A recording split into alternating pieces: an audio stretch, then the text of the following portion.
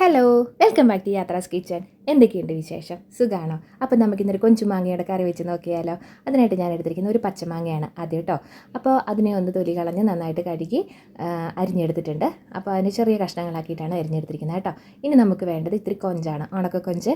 അത് ചെറുതായിട്ട് ചൂടാക്കി കഴുകി ക്ലീൻ ചെയ്തെല്ലാം വെച്ചിരുന്നതാണേ. അപ്പോൾ അതും കൂടെ ഒരു ചട്ടിക്കകത്തോട്ടിട്ട് കൊടുത്തിട്ടുണ്ട്. ഇനിയിപ്പോൾ 2-3 കറിവേപ്പില, സോറി 2-3 അല്ല, കുറച്ച് കറിവേപ്പില, കുറച്ച് പച്ചമുളക്, ഇതെല്ലാം കൂടെ ഇട്ടിട്ട് നമുക്ക് ഇത്തിരി വെള്ളം ഒഴിച്ചിട്ടുണ്ടല്ലോ, നമുക്കൊന്ന് വേവാനായിട്ട് വയ്ക്കാം. In this crazy life we live, we all need someone to. എങ്കിൽ പിന്നെ നമുക്കൊരു കാര്യം ചെയ്താലോ, അതിനെ വേവാനായിട്ട് അടുപ്പത്തോട്ട് വയ്ക്കാം. ആ സമയമുണ്ടല്ലോ നമുക്കതിനുള്ള അരപ്പൊന്ന് റെഡിയാക്കണം. അതിനായിട്ട് തേങ്ങ എടുത്തിട്ടുണ്ട്. തേങ്ങ അരമുറി തേങ്ങകളും എടുത്തിട്ടുണ്ടായിരുന്നു.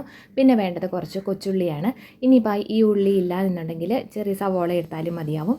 പിന്നെ കുറച്ച് വെളുത്തുള്ളിയുണ്ട്, കുറച്ച് ഇഞ്ചിയുണ്ട്. പിന്നെ നമ്മൾ മുളക് ഓൾറെഡി ഇട്ടിട്ടുണ്ടായിരുന്നു. ഇനി വേണമെന്നുണ്ടെങ്കിൽ മുളക് ചേർക്കാവുന്നതേ ഉള്ളൂ, ഞാൻ എടുത്തിട്ടില്ല. പിന്നെ പോയിട്ട് മുളക് പൊടിയാട്ടോ എടുത്തിരിക്കുന്നത്. അപ്പം കുറച്ച് മുളക് പൊടി എടുത്തിട്ടുണ്ട്, കുറച്ച് മല്ലിപ്പൊടി, മഞ്ഞൾപ്പൊടി, ഇത്രയും കാര്യങ്ങളാണ് കേട്ടോ എടുത്തിരിക്കുന്നത്. അപ്പോൾ ഇതെല്ലാം കൂടി ഇട്ട് കുറച്ച് വെള്ളം കൂടി ഒഴിച്ചിട്ട് നമുക്കൊന്ന് നന്നായിട്ട് പേസ്റ്റ് പോലെ അരച്ചെടുക്കാം കേട്ടോ. അപ്പോൾ ഇതാ നമ്മുടെ അരപ്പിവിടെ റെഡി ആയിട്ടുണ്ട്, നന്നായിട്ട് അരഞ്ഞ് വന്നിട്ടുണ്ട്. ഇനിയിപ്പോൾ നമുക്ക് നമ്മുടെ അടുപ്പത്ത് വെച്ചിരിക്കുന്ന കുഞ്ചു മാങ്ങയും കൂടെ നോക്കാം. അപ്പോൾ അത് ഒരു 10 മിനിറ്റോളം വേവായിട്ടുണ്ട്. അപ്പോൾ ഇനി എന്താ ചെയ്യേണ്ടതെന്ന് വെച്ചാൽ ആ മാങ്ങയൊക്കെ വേണമെങ്കിൽ ഉടച്ചു കൊടുക്കാം. ഞാനിവിടെ ഉടച്ചു കൊടുത്തിട്ടുണ്ട്. ഇവിടെ കഷ്ണങ്ങളൊക്കെ കണ്ടിട്ടുണ്ടെങ്കിൽ ചിലപ്പോൾ സൈഡിൽ കൂടെ, ചോറിൻ്റെ സൈഡിൽ കൂടെയൊക്കെ പെറുക്കി മാറ്റി വയ്ക്കും കേട്ടോ. അപ്പോൾ ഇതാകുമ്പോൾ ഉടച്ചിടുകയാണെന്നുണ്ടെങ്കിൽ അധികം പോകത്തില്ല. അതിപ്പോൾ സാമ്പാറിനുണ്ടാക്കിയാലും അതുപോലെ തന്നെയാണ്, എല്ലാത്തിനും ഇങ്ങനെ തന്നെ ചെയ്യുന്നത് കേട്ടോ. അപ്പോൾ കുറച്ചൊക്കെ ഉടച്ചു കൊടുത്തിട്ട് നമ്മുടെ അരപ്പതിൻ്റെ അകത്തോട്ട് ഇട്ട് കൊടുത്തിട്ടുണ്ട്. അപ്പോൾ ഇനി ആ മിക്സിയുടെ ജാറും കൂടി ഒന്ന് കഴുകി ബാക്കി വെള്ളവും കൂടെ ചേർത്ത് നമുക്കതെല്ലാം കൂടി ഒന്ന് മിക്സ് ചെയ്തെടുക്കാം കേട്ടോ. ഇനിയിപ്പം അതിലേക്ക് ആവശ്യമായ ഉപ്പും കൂടെ ചേർത്തിട്ട് നന്നായിട്ടൊന്ന് തിളപ്പിക്കണം കേട്ടോ. അതൊരു 10-20-25 മിനിറ്റ് അവിടെ ഇരുന്ന് വെന്തോട്ടെ. നന്നായിട്ട് മീഡിയം ഫ്ലെയിമിൽ ഇട്ടാൽ മതിയാവും. ഇടയ്ക്കൊന്ന് തുറന്ന് നോക്കി വേണമെങ്കിൽ ഒന്ന് ഇളക്കി കൊടുക്കാം, അത്രയേ ഉള്ളൂ കേട്ടോ.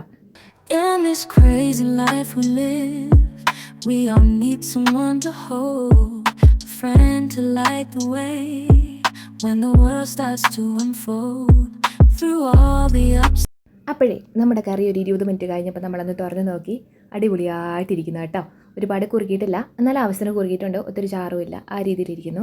അപ്പോൾ ഇനി വേറെ പ്രത്യേകിച്ച് ഒന്നും വേണ്ട. വേണമെങ്കിൽ ഒത്തിരി കടുക് പൊട്ടിച്ച് ചേർക്കാം, ഞാനിവിടെ ചേർത്തിട്ടില്ല. ഇത്ര നല്ല ഫ്രഷ് കറിവേപ്പില ഉണ്ടായിരുന്നു, ഇട്ട് കൊടുത്തു. നല്ല പച്ച വെളിച്ചെണ്ണ ഉണ്ടായിരുന്നു, അതുകൂടി ഒഴിച്ച് കൊടുത്തിട്ട് ഒരു 10 മിനിറ്റ് നേരം അടച്ചങ്ങ് വെച്ചു.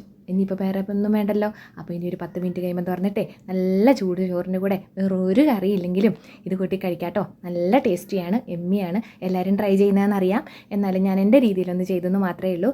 അപ്പോൾ ഈ വീഡിയോ ഇഷ്ടമായെങ്കിൽ ഒരു ലൈക്കും കുറച്ച് കമൻസും ഷെയറും ഒക്കെ ചെയ്യാൻ മറക്കല്ലേ. കൂടെ സബ്സ്ക്രൈബും ചെയ്യാൻ മറക്കല്ലേ ചെയ്യാത്തവരാണെന്നുണ്ടെങ്കിൽ. അപ്പോൾ താങ്ക് യു.